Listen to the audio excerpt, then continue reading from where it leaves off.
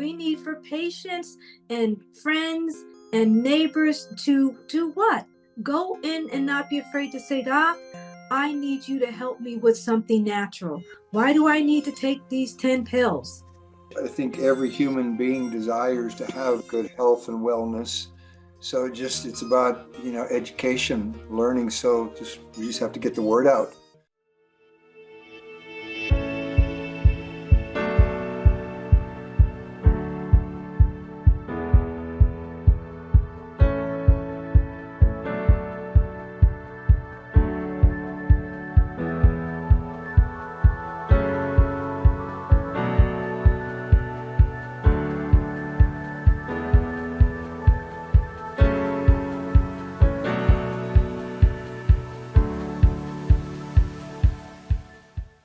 So we're back with part 2, and we're going to dig a little deeper. We're going to give everybody a voice tonight. It's open mic night, so that should be fun. Really, we just want the freedom of choice, and we want change for the better. And so a lot of us actually do natural health, and we don't even know it. You might use chamomile tea to help you sleep, or you might draw a warm bath with Epsom salts to, get rid of those aches and pains. It's lots of different things. Your curry may have turmeric in it, which helps reduce your inflammation. Or you just laugh a lot with your spouse or your loved ones at home, and you do silly things. These are all holistic practices, and we don't even really realize that we do it. So when we let go of fear and fear of change, fear of the unknown, and we've all been there, we see that we are more similar than we are different. If you're here tonight, you are here because you want health freedom and you want life choice. And these are vital to bring back balance to a world that's been a seesaw for generations. We've got to go back to doing things that are healthy for us. And it's time for our nation and the world. And I said earlier, we have an international group. So please, let's begin the work of healing together. How has the new leadership empowered you to speak openly about natural health? And I talk about it a lot. It shouldn't be allopathic versus naturopath, because I've been in this space for 30 years. And all the time I say the same thing. When are we going to do the things for the allopathic doctors to make them comfortable to get married to our holistic space? We already know their problems. We know that there's a lack of education. That has to change. We know that they don't understand personalized medicine, and it is truly personalized medicine that allows us all to feel comfortable with using both disciplines at the same time. We need to talk about why they are not coming over fast enough. First, there's fear of liability, there's fear of lawsuits, there's pressure from the FDA, and the big one is there's financial loss. They don't have the time to do personalized medicine.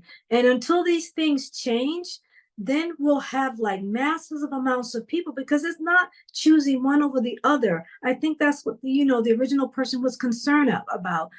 It's about the choice to use both or one or the other, but it's about choice. And until we have that, we're not going to have an increase in healthcare in this country.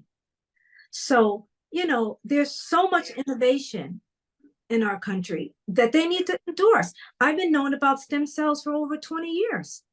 And I believe that some of the doctors that I deal with don't understand stem cells. I've been dealing with nanotechnology. It was the best thing that ever happened. One of the reasons why I embrace for life is because of the way their products are created and the ability for maximum absorption. These are things that we need in our lives. Bioelectric medicine, that's another one. So there's a lot of reasons why I think that we should be on this platform and we should have the freedom to speak. And again, it's not about one versus the other. It's about the opportunity to choose whatever it is that we want for ourselves and our families and loved ones. Until we educate doctors about this, they're always going to hold back. They don't understand it. They don't know. It starts with education. Everything starts with it. If we can take out the negative of what we think is not about to take place and focus on the things that are about to take place. I've been listening a lot about the gentleman, Dr. Marty, who came in. I listened to him, and I've been listening to Robert F. Kennedy and his ideas. I did the Dr. Oz show back in the day. I was one of his guests on his show. And so as I learned and hearing about what start with Robert F. Kennedy, what I've been hearing him say is based on the things that he feel like that we are missing, which is they've been taking out trade schools. They talking about bringing trade schools back because that's one of the things that we were missing. They talking about bringing prayer back to the schools because that's some of the things that we're missing. Dr. Marty talks about gut health, which is you hear me talk about all the time. So him and I are going to definitely have a love relationship. So he talked about it because he also talked about being that doctor that once was not a listener. He talked about that being that doctor that did give patients drugs. He talked about being that doctor that didn't hear people and when they was crying out for help. He said he was one of those doctors, but when he realized that what he was doing was not helping people and what he was being convicted in his spirit was that he needed to find a way to help people. So he took on positions and learning what it took to learn the body. And of course, I hear some of his friends now saying, oh, he ain't qualified, he ain't this, but he's a surgeon out of Johns Hopkins here right in my town. So he was a person that I've been listening to even more because, again, we talking about the microbiome. He's saying, we got to get the microbiome. He said, why are we not teaching diabetics about nutritional eating?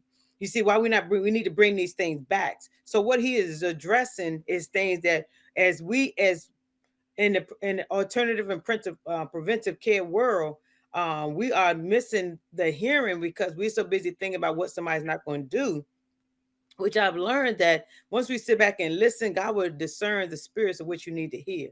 Your prayers can make a difference. And so with hearing him say that, Dr. Phil is another one that coming aboard. We're talking about being about the anti-vax. Things like this is what I've been listening to. These gentlemen are talking about the chemicals, taking the fluoride out of the toothpaste. You know, I made this point across in a text one time, and somebody had nerded me talking about they be looking at the negative of a person and realizing why they got to take fluoride out of the toothpaste. Then why you think you got so many health challenges? Why do you think you've been attacked by so many diseases? So they now time to address those diseases that are affecting people. They're talking about the environmental. Let's go by and find out why there's so many farmers out here, they missing out on the nutrition that their farms need to have. Talking about getting these chemicals out of the air, these chemtrails that be flying through. They're talking about those things now in reference to what they're going to make changes is. I think 2025 is going to be an outstanding year for health and wellness. I work with a doctor who's a chiropractor. I do colonics, gut health, open system Libby device, and she was welcoming me to her office. Welcoming me. I do Reiki, reflexology. We do muscle testing, nutritional testing. We do all these things. She welcomed me to her office. So to actually have a prayer answer, I worked at offices that I'm sitting there, you have a whole R&D department, but never utilize it. The doctors did, we have a doctor's meeting every week. They didn't even implement the point of what is important to detox. And I'm going to sit here trying to educate the people on the importance of detox. And I'm working with a staff that's integrative, supposed to be integrative, or supposed to be helping people. And what they were not doing was educating people on why it's important to cleanse the system, get the gut health. So I've been talking about gut health for over 20 plus something years, but nobody wants to hear it. So now that I have backup and a voice also to help me speak on it, it's even much better. You know, speaking from where I work and where insurance meets a patient in the employee's seat at an office, at an employer group, I just truly see that insurance carrier, at least the one I work for, is trying their best to help educate members on how to take proactive approaches to taking care of their health. But we live in like Dr. Roni said, we live in the land of plenty, and there is nothing that is really giving us the nutrition that we need. This is like a huge cruise ship, guys, that is going to be turning. And I see it slowly turning, but it's going to take awakening that the people that are been eating the way they've been eating for years are hitting brick walls today with cancer, with heart disease, with cholesterol problems. They want to live, but yet they develop the habits that can't give them the health that they need. And here we see the little children following in their footsteps, eating the manner that they're eating. And it truly, I see it. I see everything my health insurance carrier is doing to try to help educate people on taking steps today with bringing them counselors, coaching, scales, you name it, they get it. But are they partaking? They barely even do a teeth cleaning twice a year. Okay. So is this going to take a lot? It's going to take all of us and more to start putting awareness out there and letting people know that you have to be your own advocate. There is no other person that's going to care about you more than yourself. And if you're going to wait to hit a brick wall to decide you want to live, it's like, I have a gentleman right now. He's on dialysis, been on dialysis for 6 years. He's moving to get better. But do you understand what it's going to take to get him off that transplant list? And you know that, Dr. Roni, it's going to take a lot. That means more than 200% focus on his health. And that's what I'm trying to tell you guys tonight is that we are making big strides together. And I just hope you continue to know what voice of change you are for people. I do it every day that I stand up in front of people and I try to educate them on what they have. You know, I represent an insurance carrier that's going to pay a doctor bill and it's going to pay a hospital bill. But more than anything, I represent an insurance carrier that's out there trying to help people stay healthy, because I don't think there's any wealth better than your health. So I'm hoping that with our voices and how we go out there and we, you know, and like you said, Dr. Roni, you know, it's not about allopathic versus holistic. It's together. It's integrative medicine, like Dr. Romunda said. It's all of us together saying, you know what, enough is enough. Let's start making changes. I know, look, changing my health habits, changing the way I eat has been a tremendous challenge for me. And it's why? Because it's so much more convenient and easy to get fast food. Well, Okay. Sonia, I believe in this day and time that we are talking about now is that it's about to make that change. I keep saying, and the Bible keep talking about the first should be last and the last should be first. That means we're in a season now that everything that nobody wanted to hear is coming to the forefront. And now we have the voices that are out there that when we say something, it now is going to start registering, because we've been talking about it for so long. Nobody else wanted to talk about it that had that opportunity and that big camera. So now the big camera is about to start speaking on it. So now we speak, they be like, oh, Miss Sonia, don't you say that before? Have you said that before? I heard that before. Or Dr. Roni, or so. Oh, now they talking about it on the news. Just like now, all of a sudden, gut health is unfamiliar to people. Now, all of a sudden, you start talking about gut health. Everybody now talking about, gut health. Now you want to hear right talking about gut health. You see what I'm saying? Right. So it takes this gentleman to be on national television, and what he was saying, he said, you got to understand your microbiomes. You got to understand the bacteria. You got to understand inflammation. So now that they're starting to hear the big chiefs talk more about it in this time here, Lord. all of a sudden now becomes a foreign thing. Them even doctors that were colleagues are saying to them, like, hey, wait a minute, how are you going to take our money like that? How are you going to change up on us like that? But some doctors get sick and tired of being sick and tired of seeing people in pain. He said, instead of giving them opium, I'm trying to give them alternative food like icing, or give them a chiropractor appointment, tell them about that, or teach them about eating. So now we're in a time that they are speaking out on the voice, because now he put people in the chairs. Now that's going to have a voice for us. And that's going to make our voice even much easier, because why? It's going to start, our businesses are start going to develop. Our businesses are going to start growing even better. Just like she said, she can't get a massage therapist to bring her in office. Oh, baby, trust me, that's about to change very soon. Because that's everything you think that's not going to happen in us, that's going to come. They're going to have to look for us in this time, because now the voices are being heard, and it's just like the advocates. We just a part of the attachment. And we've got a couple of people here who've been in the health advocacy business and health and wellness business for a very, very long time. One is one of our sponsors, Dave Daughtrey. He's with For Life. He's been with For Life 26 years, right, Dave? And you've probably seen it all. You've probably seen the silence or the sideways looks when you talk about natural choices. There's one of my favorite movies is a movie called Made in Manhattan with Jennifer Lopez. And there's a part of that movie that kind of reminds me of what's happening right now, not just in our country, but around the world. There's a part where, Bob Hoskins, they're basically what's called Maid in Manhattan. So she's a maid in a hotel, and Bob Hoskins basically is the head of that department. And Jennifer Lopez basically gets fired, and for something that really wasn't that big of a deal, but she gets fired. And so when she's on her way out, she realizes that Bob Hoskins is getting fired too. And she looks at him, she goes, oh no, not you. And he makes a comment that's always rung in my head. Sometimes we're forced into directions that we ought to have found for ourselves. Mm. And that's kind of what's happening here. There's no question about the rise of diabetes, heart disease, just everything that's going on with people just being sick. So really, everyone has a choice to make. What path do you want to go down? Well, there's a bit of a paradigm shift happening. That's why you see alternative medicine, integrative medicine.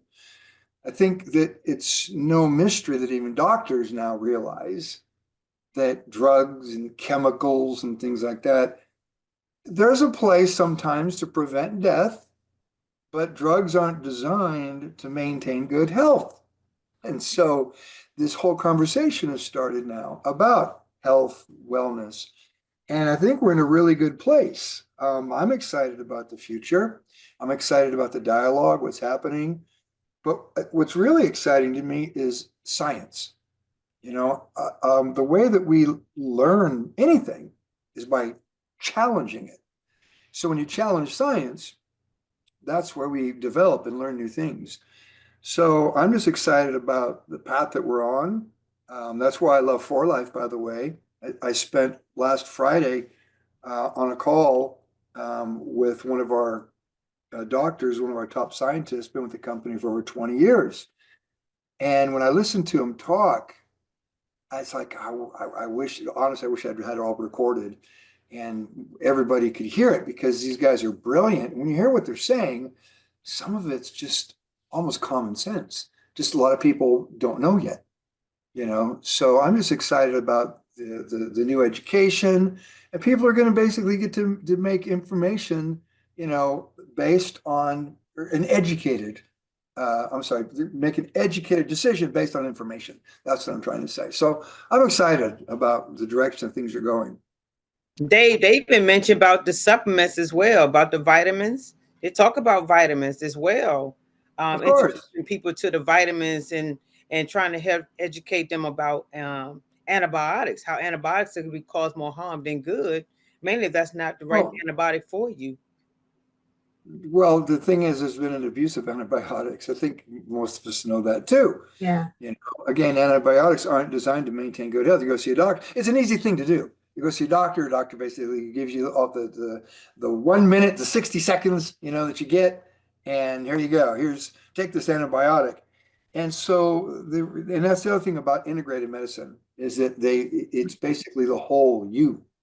It's called holistic, and so the time is taken to really understand what the root cause, what the root issue is. You're not just a patient running through the number and take this pill and go home. So again, that's the part where you can make decisions based upon education. But I think it's no mystery that the foods that we have today, especially the fast food nation, I just got back from Houston today. I went there for a For Life event that I did yesterday, and it blows my mind as I'm just driving down the road. I probably passed within 3 blocks, probably 8 fast food places. Yeah. I mean, I'll even name them. There's a Sonic, and there's a Wendy's, and there's the McDonald's, and there's a Taco Bell. And it just blew my mind, And so it's no wonder that people have the problems that they have. But yeah, people do lack vitamins and minerals and, the even essential fatty acids, things like that we used to get from eating, natural foods and, fish that are, deep ocean fish that are wild caught and not just raised on a farm, And so, yeah, there's a lot to learn, but we're on a good path. And I think it took me when you talked about fast food, just one sec. I actually saw, I guess it was a tweet by RFK inviting all the fast food CEOs to the White House next year to talk about things like seed oils. And Dr. Roni, you can talk about things that, you can still have fast food, but if you take out some of the things that are dangerous to our health, and well-being, it will actually improve the health of everybody in the community. If you still want to go through a drive-through, you'll just have a healthier choice. And it's as simple as swapping out seed oils for something else that's healthier. Yeah. Then it's not fast food because it's more than seed oils. There's chemicals in there. They preserve it with a lot of things. There's no vitamins. There's no nutrients. There's nothing at all healthy about fast food. And so we got a lot of work to do with that. And again, and you well know with your farming, that until we let go of the fear and stop saying we can't grow vegetables in our own home, it's crazy to even think about that. I come from that whole world where the house was a mess, but there was plants everywhere, herbs and cilantro and rosemary and thyme everywhere. Go in the kitchen and it's in the windowsill, is on the side. And until we let that whole thing go, that healthy food is expensive, it's not. I've already analyzed how much it costs to go get a couple of cheeseburgers and French fries and milkshakes. I've already examined that. And then you got to do it again because there's no nutrition. But how can we help communities? I mean, we're a community, but we have a secret weapon in Dr. Roni. So we have this amazing community, the Feel Good, Share Good community, the Red Hot Topics community, the For Life community. What can we do to help communities take charge of their health? Is it just talking, and getting it out there in the mainstream mind? The key is education, and things you learn on your own, if you have that inquisitive mind in your community, you get in your community. I'm very active in my community. Even at 70, I'm 73, by the way, healthy 73. Wow. I attend school board meetings here. I don't have any kids in school. I actually have some great grandkids in school, but I attend school board meetings here. I attend city council meetings, not all the time, but on a regular basis. I'm able to go down to the city council.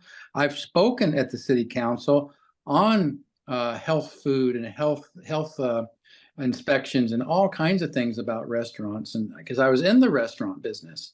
My story, interestingly, how I went to the University of Houston, got a degree in restaurant management. I worked for some restaurant companies in the United States, around different states. And in 1987, I was blessed. My family and I moved to Maui, Hawaii, to open a small cafe in Maui, Hawaii. Well, what I found when I went to Maui was Hawaii has to ship everything to it. They're islands way out in the middle of the Pacific Ocean. And by just accident, I started having to research, and I found farmers on Maui, a farmer that grew tomatoes, a farmer that grew lettuce, a guy that had eggs. We found ranchers who raised beef on Maui.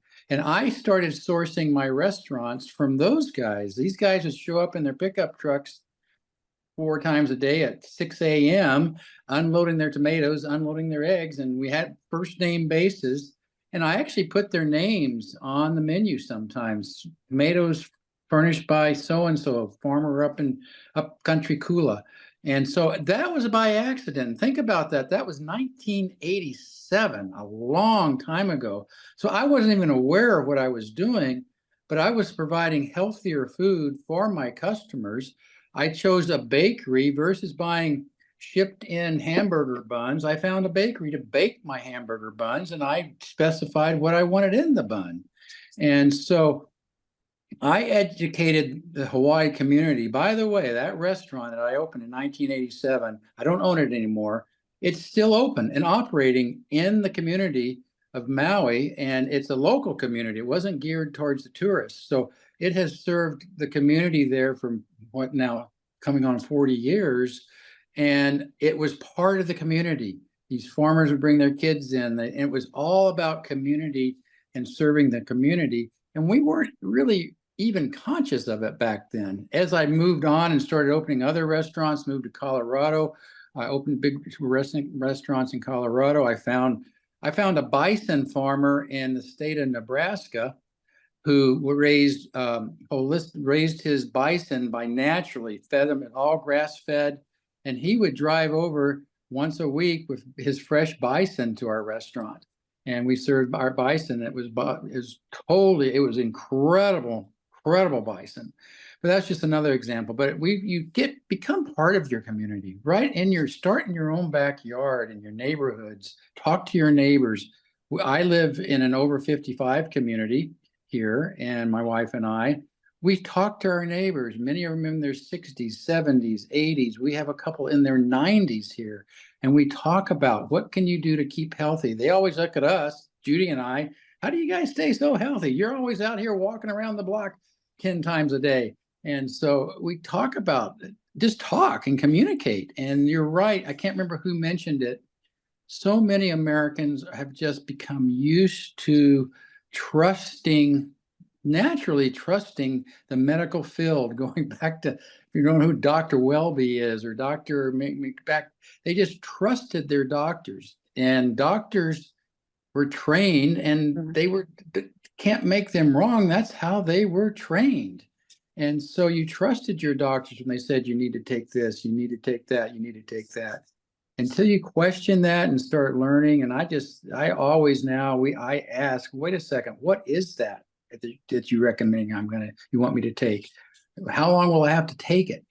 What's in it? What are the side effects? And you just go to look up the side effects, and you say, whoa, wait a second. And that happened to me when I was pre-diabetic. They wanted to put me naturally, Mike, I think we should put you on metformin. I said, wait, but I knew about it already. Most Americans would not know about it. The majority of Americans would not know about metformin. Is it beneficial? Absolutely, but it wasn't for me.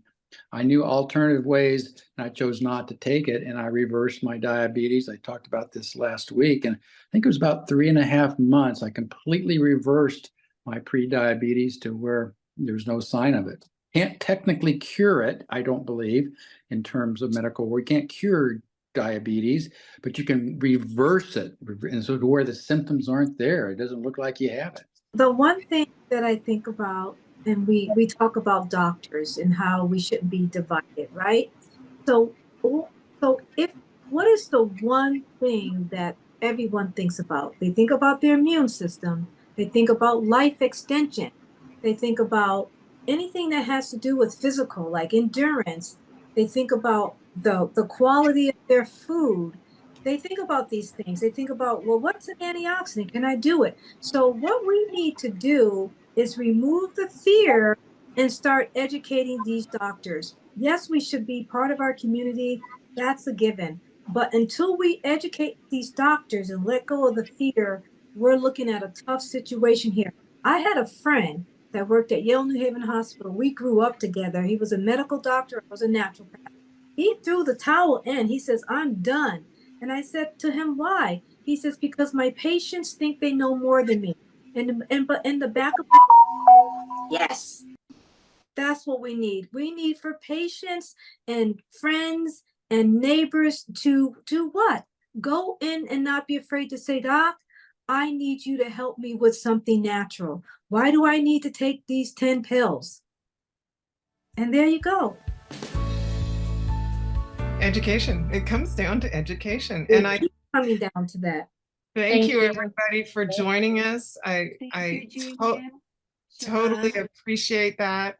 I just want to remind everybody that there's a website out, and it's called policies4people.com, and you can go and suggest health policies, education policies, all kinds of policies for the government in the United States to consider.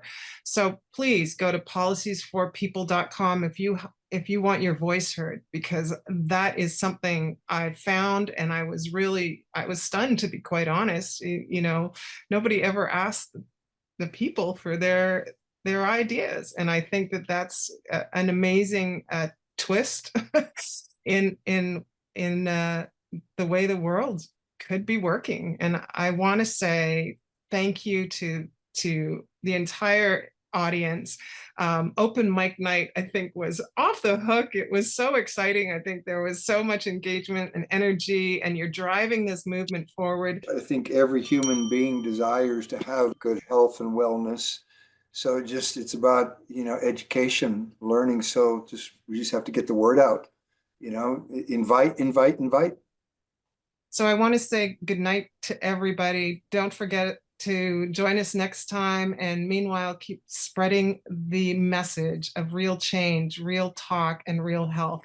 I'm your host, Siobhan Shaw, and this has been Real Talk. Go to Feel Good Share Good's Facebook page and talk to Jillian, message Jillian. And this show is where you get real to heal. So we'll see you again, everybody. Thanks for joining us tonight.